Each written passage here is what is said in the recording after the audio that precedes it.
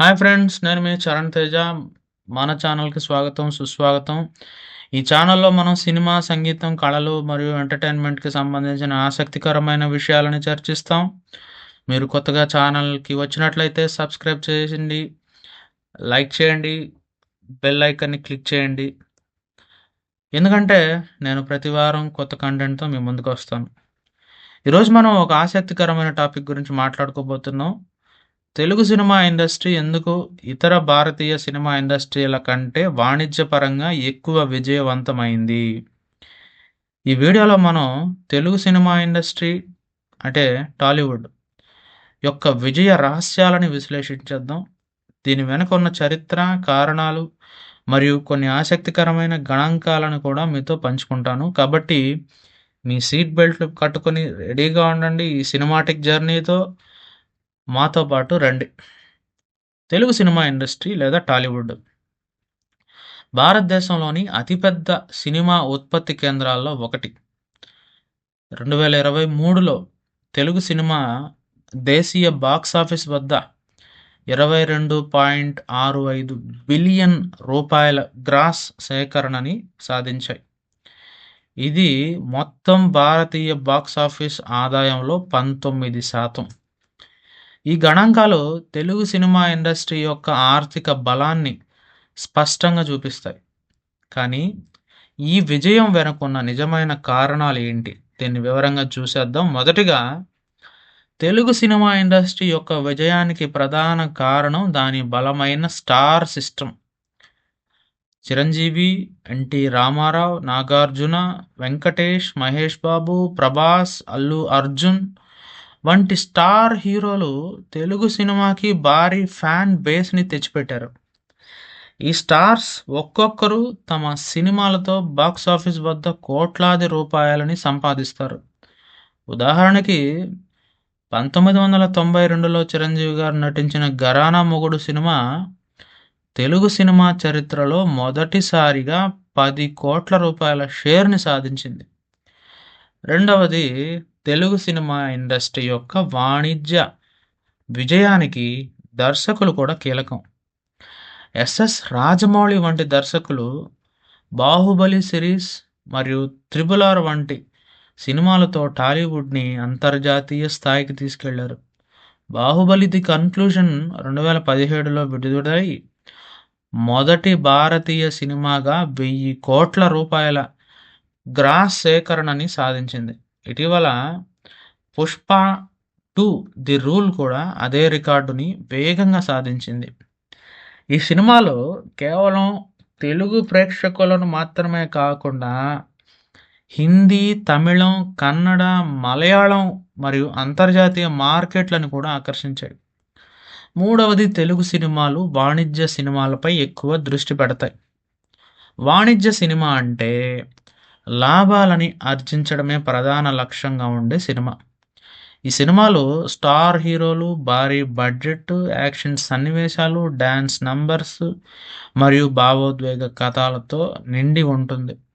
ఉదాహరణకి 'Pushpa the rise' మరియు 'Salaar part 1 cease fire' వంటి సినిమాలు వాణిజ్య అంశాలను సమర్థవంతంగా ఉపయోగించి బాక్సాఫీస్ వద్ద భారీ విజయాలను సాధించాయి. నాలుగవది, ఆంధ్రప్రదేశ్ మరియు తెలంగాణలో ఉన్న భారీ థియేటర్ నెట్వర్క్. ఈ 2 రాష్ట్రాల్లో సుమారు 2250 థియేటర్లు మరియు 2750 స్క్రీన్లు ఉన్నాయి. ఈ థియేటర్లు తెలుగు సినిమాలకి భారీ ఓపెనింగ్లను అందిస్తాయి. ఉదాహరణకి 'బాహుబలి' సినిమా ఆంధ్రప్రదేశ్ మరియు నిజాం ప్రాంతాల్లో ఒక్కటే 350 కోట్ల రూపాయల సేకరణని సాధించింది. ఇది ఇతర రీజనల్ ఇండస్ట్రీలతో పోలిస్తే చాలా ఎక్కువ. ఐదవది, తెలుగు సినిమాలు బహుభాషా విడుదలలపై ఎక్కువ దృష్టి పెడతాయి. 'బాహుబలి', 'త్రిబుల్ ఆర్' మరియు 'పుష్ప' వంటి సినిమాలు తెలుగుతో పాటు హిందీ, తమిళం, కన్నడ మరియు మలయాళంలో కూడా విడుదలయ్యాయి. ఈ బహుభాషా విడుదలలు సినిమా యొక్క మార్కెట్‌ను విస్తరిస్తాయి మరియు ఆదాయాన్ని గణనీయంగా పెంచుతాయి. ఉదాహరణకి 'triple R' cinema Hindi version ఒక్కటే 200,00,00,000 పైగా సేకరించింది. ఆరవది తెలుగు సినిమా ఇండస్ట్రీ యొక్క చరిత్ర మరియు సాంస్కృతిక బలం. 1930 నుండి తెలుగు సినిమా ఇండస్ట్రీ పురాణ, జానపద మరియు సామాజిక కథలను చెప్పడంలో ఆధిపత్యం చెలాయించింది. 1957లో విడుదలైన 'మాయాబజార్' సినిమా తెలుగు సినిమా చరిత్రలో మొదటిసారిగా ₹1,00,00,000 గ్రాస్ సేకరణని సాధించింది.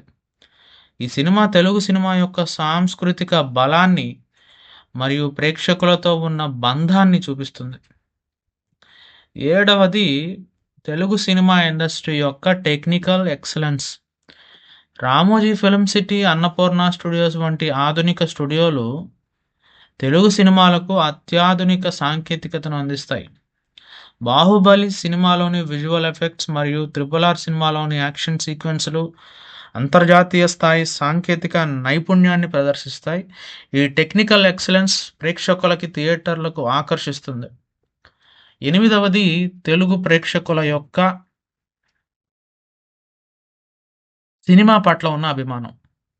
తెలుగు రాష్ట్రాల్లో సినిమా అనేది కేవలం ఎంటర్‌టైన్‌మెంట్ మాత్రమే కాదు, అది ఒక సంస్కృతి. ప్రేక్షకులు తమ అభిమాన హీరోల కోసం, వాళ్ళ సినిమాల కోసం థియేటర్లలో భారీగా తరలివస్తారు. ఈ అభిమానం సినిమాలకి భారీ ఓపెనింగ్‌లను అందిస్తుంది మరియు వాణిజ్య విజయాన్ని నిర్ధారిస్తుంది. తొమ్మిదవది తెలుగు సినిమా ఇండస్ట్రీ యొక్క మార్కెటింగ్ వ్యూహాలు.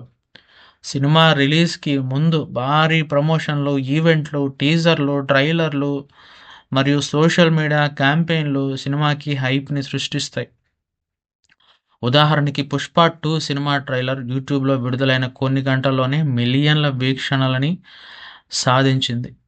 పదవది తెలుగు సినిమా ఇండస్ట్రీ యొక్క global reach. America, Australia, Europe మరియు గల్ఫ్ దేశాల్లో ఉన్న తెలుగు డయాస్పొరా తెలుగు సినిమాలకు భారీ మార్కెట్‌ను అందిస్తుంది.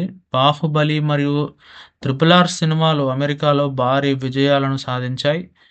ఇది తెలుగు సినిమా యొక్క గ్లోబల్ అప్పీల్‌ని చూపిస్తుంది. ఇప్పుడు ఇతర రీజనల్ ఇండస్ట్రీలతో పోల్చితే తెలుగు సినిమా ఇండస్ట్రీ ఎందుకు ముందంజలో ఉంది? తమిళ సినిమా ఇండస్ట్రీ కూడా బలమైన స్టార్ సిస్టమ్ మరియు టెక్నికల్ ఎక్సలెన్స్‌ను కలిగి ఉంది. కానీ తెలుగు సినిమాలు బహుభాషా విడుదలలపై ఎక్కువ దృష్టి పెడతాయి. మలయాళ సినిమా ఇండస్ట్రీ కంటెంట్ ఆధారిత సినిమాలను పేరుగాంచింది. కానీ వాణిజ్య విజయ పరంగా తెలుగు సినిమాలు ముందంజలో ఉన్నాయి. బాలీవుడ్, హిందీ భాష కారణంగా విస్తృత మార్కెట్‌ను కలిగి ఉన్నప్పటికీ 2021లో తెలుగు సినిమాలు 80% ప్రీ పాండమిక్ రికవరీని సాధించాయి. బాలీవుడ్ కేవలం 13% మాత్రమే సాధించింది. ఈ కారణాలన్నీ కలిసి తెలుగు సినిమా ఇండస్ట్రీని వాణిజ్యపరంగా అత్యంత విజయవంతమైన ఇండస్ట్రీగా నిలబెట్టాయి. టాలీవుడ్ కేవలం సినిమాలను తీయడం మాత్రమే కాదు, అది ఒక సంస్కృతిని, ఒక భావోద్వేగాన్ని మరియు ఒక గ్లోబల్ బ్రాండ్‌ని సృష్టిస్తుంది. అయితే ఈ విజయం అంత సులభంగా రాలేదు. 1930లలో మద్రాసులో ప్రారంభమైన తెలుగు సినిమా ఇండస్ట్రీ 1950లలో హైదరాబాద్‌కు మారింది. ఈ షిఫ్ట్ తెలుగు సినిమాకి ఒక గుర్తింపుని తీసుకొచ్చింది. రఘుపతి వెంకయ్య నాయుడు వంటి పయనీర్లు మరియు సారథి స్టూడియోస్ వంటి సంస్థలు తెలుగు సినిమా యొక్క పునాదులని బలంగా నిర్మించాయి. చివరగా తెలుగు సినిమా ఇండస్ట్రీ యొక్క విజయం దాని ప్రేక్షకులకి అంకితం. మీరు అవును, మీరే ఈ ఇండస్ట్రీని ఈ స్థాయికి తీసుకొచ్చారు. మీ అభిమానం, మీ సపోర్ట్ మరియు మీ థియేటర్‌లో సినిమాను ఆస్వాదించే ఉత్సాహం టాలీవుడ్‌ని నంబర్ 1గా నిలబెట్టాయి. సో ఫ్రెండ్స్, ఈ వీడియో మీకు నచ్చిందా? మీ ఆలోచనల్ని కామెంట్స్‌లో షేర్ చేయండి. మీకు ఇంకా ఏ టాపిక్‌పై వీడియో కావాలో కూడా చెప్పండి. ఈ వీడియోని లైక్ చేసి మీ ఫ్రెండ్స్‌తో షేర్ చేయడం మాత్రం మర్చిపోవద్దు. మరో కొత్త వీడియోతో మీ ముందుకు త్వరలో వస్తాను. అప్పటి వరకు స్టే ట్యూన్డ్, స్టే ఎంటర్‌టైన్డ్. జై హింద్.